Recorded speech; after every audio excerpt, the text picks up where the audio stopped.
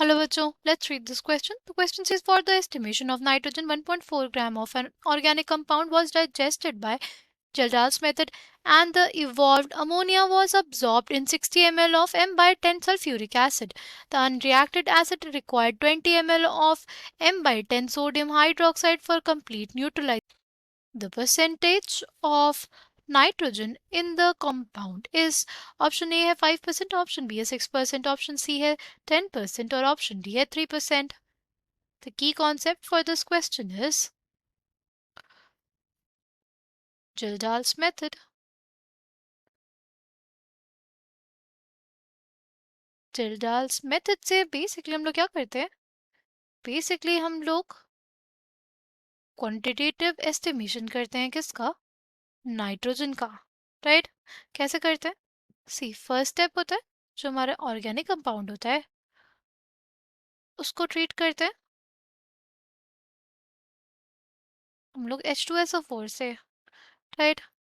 क्या बन जाएगा उससे? अमोनियम सल्फेट बन जाएगा, उसमें नाइट्रोजन प्रेजेंट होगा तो, राइट? और ये जो अमोनियम सल्फेट है उसका रिएक्शन किससे कराते हैं? सोडियम हाइड्रोक्साइड से. तो बेसिकली हमारे पास क्या बन जाता है? हमारे पास बन जाता है Na2SO4, अमोनिया गैस निकलती है एंड वाटर निकलता है. अब अमोनिया को कैसे ट्रैप किया जाए? कैसे फाइंड आउट किया जाए कितना अमोनिया है? अमोनिया को बेसिकली हम लोग ट्रीट करते हैं सल्फ्यूरिक एसिड से, राइट? देखो अमोनिया क्या होती है? बेसिक इन नेचर होती है. अगर सल्फ्यूरिक एसिड से ट्रीट कर देंगे तो हमारे पास क्या बना लेगा? हमारे पास बन जाएगा अमोनियम सल्फेट, राइट? बन क्या रहा? Ammonium sulphate, right? नाउ अब हमें बेसिकली क्या दिया हुआ है? हमें दिया हुआ है कि सल्फ्यूरिक एसिड का वॉल्यूम कितना है टोटल, राइट? उसका हमारे पास कंसंट्रेशन क्या है? हमें जो अनरिएक्टेड एसिड है उसको कितना सोडियम हाइड्रोक्साइड की ज़रूरत पड़ी, ये भी हमें क्वेश्चन में मेंशन है. उससे बेसिकली हम लोग क्या फाइंड कर लेंगे कि जो हमने सल्फ्यूरिक एसिड यूज़ किया कितना वॉल्यूम यूज़ किया, क्योंकि ये 60 ml पूरा यूज़ नहीं हुआ होगा इस ऑर्गेनिक कंपाउंड के साथ, राइट? तो पहले हम लोग क्या करेंगे? हम लोग फाइंड आउट करेंगे volume of sulphuric acid reacted. कैसे फाइंड आउट करेंगे? हम लोग यूज़ करेंगे यहाँ पे law of equivalence. Law of equivalence क्या कहते हैं? हमारे पास N1V1 is equals to N2V2, right? N1 क्या है? N1 हमारे पास नॉर्मेलिटी हो जाएगी सल्फ्यूरिक एसिड की. देखो हमारे पास जो नॉर्मेलिटी होती है वो क्या होता है? Normality is basically equals to molarity into n factor. Okay, molarity हमें दी हुई है, एन फैक्टर हमें पता है सल्फ्यूरिक एसिड के लिए क्या हो जाता है? 2, क्योंकि उसमें 2 रिप्लेसेबल हाइड्रोजन एटम्स होते हैं, राइट? तो कितना दिया हुआ है? M/10 दिया हुआ है, तो 1/10 इंटू 2 हो जाएगा, इंटू वॉल्यूम हमें निकालना है. N2 क्या दिया हुआ है हमें? हमें दिया हुआ है मोलैरिटी उसकी 1/10, इसके लिए एन फैक्टर 1. वॉल्यूम कितना है? वॉल्यूम है उसका 20 ml, ठीक? तो जब इसको सॉल्व करेंगे तो 1/10 कट गया हमारे पास. V1 कितना आ जाएगा? V1 आ जाएगा 10 ml. यानी बेसिकली हमारे पास दो, सिर्फ और सिर्फ हमारे पास कितना ml सल्फ्यूरिक एसिड रिएक्ट किया सोडियम हाइड्रोक्साइड के साथ? 10 ml. This is basically the volume of sulfuric acid reacted with sodium hydroxide. Okay, अब क्या निकालेंगे?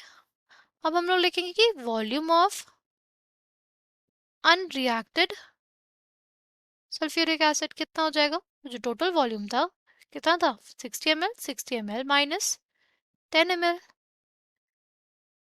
कितना आ जाएगा? 50 ml.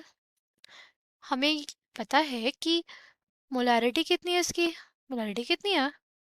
Molarity is basically equals to 1/10, right? M/10 दिया हुआ था. नाउ अगर हम लोग देखें, हम लोग मोल्स ऑफ H2SO4 निकाल सकते हैं। मोल्स ऑफ H2SO4 क्या हो जाएगा? Moles of H2SO4 which is unreacted, यही मोल्स होंगे ना जो हमारे पास हमारी सेकेंड रिएक्शन थी जिसमें यूज होंगे, राइट। यहाँ से जो बचेगा हमारे पास सल्फ्यूरिक एसिड, वही तो ये अमोनिया के साथ रिएक्ट करेगा और हमें अमोनियम सल्फेट देगा। तो हम इसके नंबर ऑफ मोल्स पता होंगे तो इसके नंबर ऑफ मोल्स निकाल लेंगे और हम बेसिकली फिर परसेंटेज ऑफ नाइट्रोजन भी निकाल लेंगे ऑर्गेनिक कंपाउंड। कितना आ जाएगा? Volume which is 50 into 10⁻³ litres. देखो 1 liter is basically equals to 1000 milliliter. So 1 milliliter is basically equals to 10⁻³ liters, right? ये हो गया हमारे पास moles of H2SO4। कैसे निकालेंगे? वॉल्यूम ले लिया हमने, वॉल्यूम इंटू मोलारिटी अगर करते हैं तो क्या आ जाता है हमारे पास? हमारे पास आ जाएगा नंबर ऑफ मोल्स। कैसे? सी, हम लोग जानते हैं कि जो मोलारिटी होती है वो क्या होता है? वो होता है number of moles by volume of solution. अगर मोलारिटी को वॉल्यूम से मल्टीप्लाई कर देंगे तो हमें क्या मिल जाएगा? Number of moles, right. तो बेसिकली कितने आ गए number of moles? 5 into 10⁻³ moles आ गए H2SO4 के, जिन्होंने रिएक्ट नहीं किया था। तो ये अब किसके साथ रिएक्ट करेंगे? अमोनिया के साथ। तो कितने मोल्स ऑफ अमोनिया के साथ रिएक्ट करेंगे? मोल्स ऑफ अमोनिया कितना हो जाएगा, कितना यूज होगा इतने सल्फ्यूरिक एसिड के साथ? देखो, जब इसका 1 मोल है तो इसके 2 मोल यूज हो रहे हैं, यानी अगर इसके 5 इंटू 10⁻³ मोल्स यूज होंगे तो according to stoichiometry moles of ammonia जो यूज होगा वो हो जाएगा 2 इंटू 5 इंटू 10⁻³ मोल्स। ओके, कितना आ गया ये? 10⁻² मोल्स के बराबर। हमें पता लग गया मोल्स ऑफ अमोनिया। अब हम लोग निकाल सकते हैं नाइट्रोजन का मास। देखो 1 मोल अमोनिया में हमारे पास 14 ग्राम क्या होता है? 14 ग्राम ऑफ नाइट्रोजन। कैसे? देखो अमोनिया NH3 होता है और अगर NH3 है तो एक नाइट्रोजन एटम है, राइट। एक नाइट्रोजन एटम के लिए जो एटॉमिक मास होता है वो हमारे पास कितना होता है? 14 ग्राम ही होता है ना। तो 1 मोल अमोनिया में हमारे पास 14 ग्राम नाइट्रोजन होगा। ठीक, नाउ अब क्या? अब हमें देखना है कि 10⁻² मोल अमोनिया में कितना नाइट्रोजन हो जाएगा। 10⁻² मोल अमोनिया में हमारे पास 14 इंटू 10⁻² ग्राम ऑफ नाइट्रोजन होगा। ठीक, अब हमें निकालना है percentage of nitrogen in organic compound. Percentage of nitrogen in organic compound is basically equals to mass of nitrogen in organic compound, which is 14 into 10⁻² gram, by weight of organic compound, which is 1.4 gram into 100। ठीक, तो क्या आ जाएगा?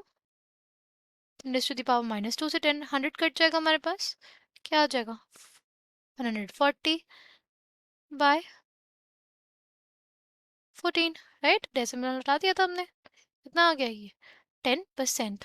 Percentage of nitrogen कितना आ गया organic compound में? 10% आ गया। ठीक, coming back to the question, correct answer for this question will be option C. I hope you understood it well. Thank you and all the best.